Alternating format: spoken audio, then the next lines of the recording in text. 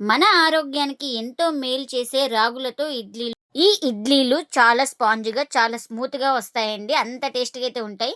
ఇంకా ఇడ్లీలొచ్చేసి ఇంటిల్లిపాది అందరికి నచ్చుతాయి. అంత టేస్ట్‌గా గూడా ఉంటాయి. ఇంకెందుకు ఫ్రెండ్స్ ఆలస్యం, ఎలా చేయాలో ఏంటో అనేది వీడియోలోకైతే వెళ్ళిపోయి చూద్దామా మరి?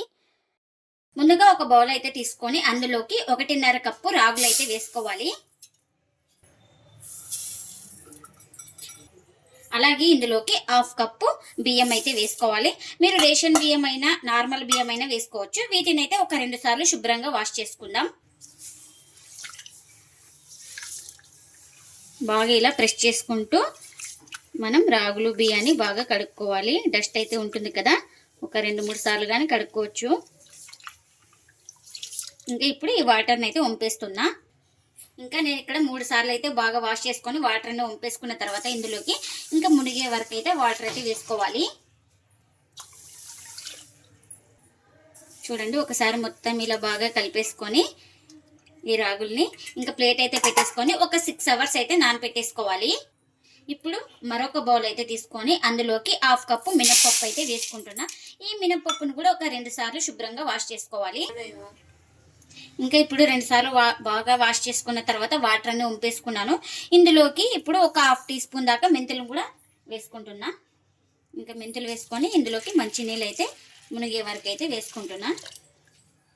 ఇలా ఒకసారి మొత్తం బాగా కలిపేసుకుందాం. ఇంకా ఇప్పుడు ప్లేట్ అయితే పెట్టేసుకొని వీటిని కూడా రాగులతో పాటు 6 అవర్స్ అయితే నానబెట్టేసుకోవాలి. ఒక బౌల్ తీసుకొని అందులోకి హాఫ్ కప్పు అటుకులు అయితే వేసుకోవాలి. వీటిని అయితే ఒక 2 సార్లు శుభ్రంగా వాష్ చేసుకోవాలి.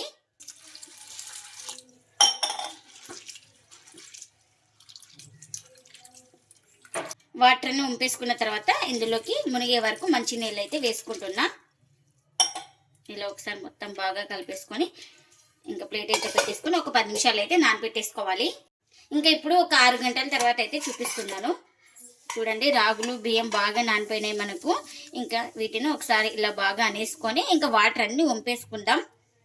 ఇంకా ఇప్పుడు ఒక మిక్సీ జార్ అయితే తీసుకొని ఇందులోకి రాగులు అయితే వేసుకుంటున్నాను. రాగులు బియ్యాన్ని వాటర్ అన్ని వంపేసుకున్న తర్వాత అలాగే ఇందులోకి కొద్దిగా వాటర్ అయితే వేసుకొని మూత పెట్టేసుకొని స్మూత్గా గ్రైండ్ చేసుకోవాలి. ఇంకా ఇలా గ్రైండ్ చేసుకున్న తర్వాత ఒక బౌల్ తీసుకొని ఇంకా అందులోకి అయితే వేసుకుంటున్నాను.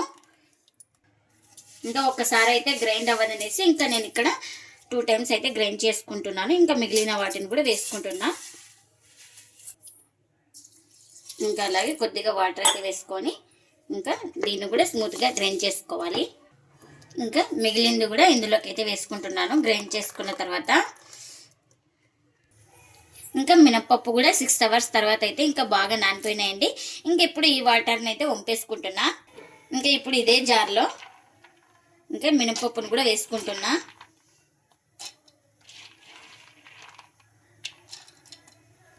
ఇంకా మనం ముందుగానే ఒక 10 నిమిషాలు అయితే నానబెట్టేసుకున్నాం కదా, ఆ అటుకులు కూడా వాటర్ అన్ని ఇలా గట్టిగా పిండేసుకున్న తర్వాత వీటిని కూడా వేసుకుంటున్నాను. అటుకులు కూడా ఇంకా ఇప్పుడు ఇందులోకి కొద్దిగా వాటర్ అయితే వేసుకొని బాగా వీటిని కూడా స్మూత్గా గ్రైండ్ చేసుకోవాలి మూత పెట్టేసుకొని.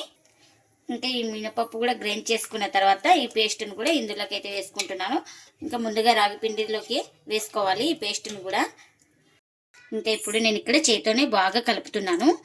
ఇలా బాగా ఒక 2 నిమిషాలు కలుపుకుంటే బాగా పిండి అనేది బాగా పొంగుతుంది, మనకు సాఫ్ట్గా కూడా వస్తాయి ఇలా కలపడం వల్ల. బాగా మినపప్పు పేస్ట్ బాగా కలిసిపోయేలాగా బాగా కలిపేసుకోవాలి. చూడండి, పిండి అయితే ఈ విధంగా ఉండాలి మనకు. ఇలా బాగా కలుపుకోవాలి. ఇంకా ఇలా మొత్తం బాగా కలిపేసుకున్న తర్వాత ఇంక మూత అయితే పెట్టేసుకొని 8 to 12 అవర్స్ అయితే పులియబెట్టాలండి. అప్పుడే మనకు బాగా వస్తాయి. ఇంకా ముందుగా స్టవ్ అయితే ఆన్ చేసుకొని ఒక కడాయి అయితే పెట్టేసుకున్నాను. ఇంక ఇప్పుడు ఇందులోకి మిర్చి అయితే వేసుకుంటున్నా. అలాగే 1 ఇంచు అల్లం తీసుకొని ఇలా చిన్నగా కట్ చేసుకొని వేసుకోవాలి. ఇప్పుడు కాస్త ఆయిల్ అయితే వేసుకుందాం. ఇంకా ఇందులోకి 4 వెల్లుల్లి రెబ్బలు కూడా వేసుకోవాలి. ఇలా మొత్తం ఒకసారి బాగా కలిపేసుకుందాం. మనకు మిర్చి బాగా ఫ్రై అయిపోవాలి. ఇంకా మనకు మిర్చి అయితే బాగా ఫ్రై అయిపోయింది కదా, ఇంకా వీటిని ఒక ప్లేట్లోకి అయితే తీసుకుంటున్నా. ఇంకా ఇప్పుడు ఇదే కడాయిలో పల్లీలు కూడా వేసుకుంటున్నా. పల్లీలను కూడా బాగా ఫ్రై చేసుకోవాలి. ఇప్పుడు ఇందులోకి కాస్త జీలకర్ర అయితే వేసుకుందాం.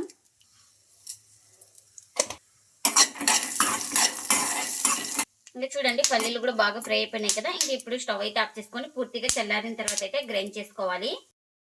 ఇంకా ముందుగా వేయించుకున్నాం కదా మిర్చి అవన్నీ, ఇంకా వాటిని అయితే ఒక మిక్సీ జార్ అయితే తీసుకొని మిక్సీలోకి అయితే వేసుకుంటున్నా.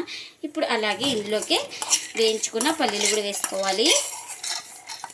ఇంకా ఇప్పుడు ఇందులోకి ఒక 3 స్పూన్ల దాకా పుట్నాల పప్పును కూడా వేసుకుంటున్నా. ఇంకా కాస్త చింతపండు, అలాగే రుచికి తగినంత సాల్ట్, ఇంకా కాస్త పుదీనాను కూడా వేసుకుంటున్నా. అలాగే కాస్త వాటర్ అయితే వేసుకోవాలి. ఇంకా మూత పెట్టేసుకొని గ్రైండ్ చేసుకుందాం. ఇంకా గ్రైండ్ చేసుకున్న చట్నీని ఒక బౌల్ తీసుకొని ఇంకా అందులోకి అయితే వేసుకుంటున్నా.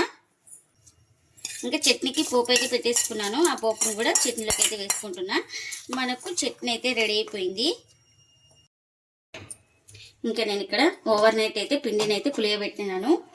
చూపిస్తున్నాను చూడండి. మనకు పిండి అయితే బాగా పొంగింది కదా.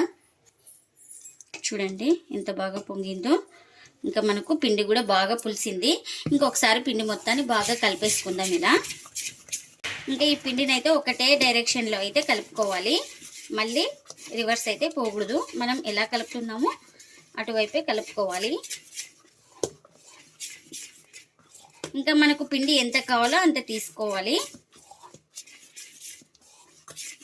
ఇంకా ఇప్పుడు ఇందులోకి రుచికి తగినంత సాల్ట్ అయితే వేసుకున్నాను. ఇప్పుడు పిండి మొత్తాన్ని ఒకసారి బాగా కలిపేసుకుందాం.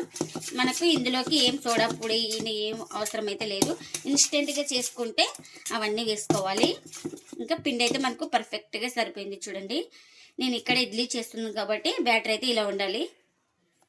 ఇంకా నేను ఇక్కడ ముందుగా ఇడ్లీ ప్లేట్ అయితే తీసుకొని ఇంకా వీటికి ఆయిల్ అయితే అప్లై చేసుకుంటున్నాను. ఇంకా ఇలా అన్నిటికీ మనం ఎన్ని చేసుకుంటామో అన్ని సేమ్ ఇలానే ప్లేట్కి ఆయిల్ అయితే అప్లై చేసుకోవాలి. ఇంకా పిండిని ఒకసారి మొత్తం బాగా కలిపేసుకొని ఇంకా ఇడ్లీ ప్లేట్లకి అయితే ఫిల్ చేసుకోవాలి.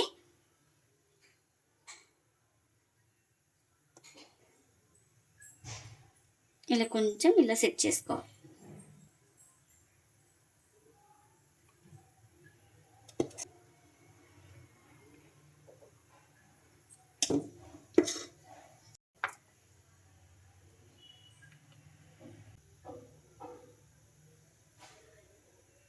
ఇంకా అన్నిటికీ ఇలానే ఫిల్ చేసుకోవాలి. ఇంకా నేను ఇక్కడ ఒక కడాయి అయితే పెట్టేసుకొని నీళ్ళైతే వేసుకున్నాను. నీళ్ళైతే మనకు బాగా బాయిల్ అవుతుంది కదా. ఇప్పుడు ఇడ్లీ ప్లేట్ అయితే పెట్టేసుకుంటున్నా. ఇంకా ఇప్పుడు ఇలా ఫిల్ చేసుకున్న ఇడ్లీ ప్లేట్ అయితే పెట్టేస్తున్నా. ఇంకా ఇలా ఇడ్లీ ప్లేట్స్ పెట్టుకున్న తర్వాత ఇంకా మూత అయితే పెట్టేసుకొని 10 నుంచి 15 నిమిషాలు అయితే స్టీమ్ చేసుకోవాలి. ఇంకా నాకు ఇక్కడ ఇడ్లీలు అయితే 12 మినిట్స్కి అయితే ఉడికినాయండి. ఇంకా స్టవ్ అయితే ఆఫ్ చేసుకొని ఇంకా ప్లేట్ అయితే తీసుకున్నాను. ఇంకా చల్లారిన తర్వాత అయితే తీస్తున్నా.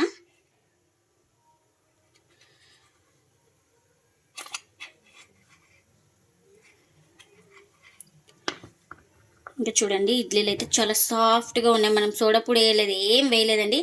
ఇడ్లీలు అయితే సేమ్ దూదలాగా ఉన్నాయండి ఇడ్లీలు అయితే మనకు. ఇంకా అన్నీ ఇలానే తీసుకోవాలి.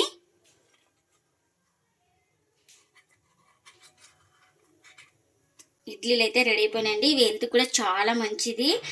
మనకు పులియబెట్టి చేసుకుంటాం కాబట్టి హెల్త్ కూడా చాలా మంచిదండి. ఎప్పుడు ఒకే ఇడ్లీలు కాకుండా ఇలా వెరైటీగా రాగులతో చేయండి. హెల్త్కి మంచిది. టేస్ట్ అయితే చాలా బాగుంటుందండి. చాలా స్మూత్గా కూడా ఉంటాయండి ఇడ్లీలు అయితే మనకు. ఇంకా ఇందులోకి చట్నీ కూడా చేసుకున్నాం కదా. చట్నీని కూడా సర్వ్ చేస్తున్నా, మీకు చూపిస్తాను చూడండి. చాలా అంటే చాలా సాఫ్ట్గా ఉన్నాయండి. దూదలాగా ఉంటాయి మనకి ఇడ్లీలు అయితే, అంత సాఫ్ట్గా ఉంటాయి. పిల్లలు కానీ పెద్దలు కానీ అంత ఇష్టంగా తింటారండి. ఈ ఇడ్లీలు అయితే చాలా సాఫ్ట్గా ఉంటాయి. మీరు కూడా తప్పకుండా ఒకసారి ఇలా ట్రై చేసి మీకు ఎలా వచ్చిందో కామెంట్ అయితే చేయండి ఫ్రెండ్స్. ఇదండి ఇవాళ వ్లాగ్. ఈ వీడియో కనుక నచ్చితే ప్లీజ్ లైక్ చేయండి, షేర్ చేయండి, కామెంట్ చేయండి, అలాగే లైక్ చేసి సపోర్ట్ చేయండి friends. Thanks for watching. By by.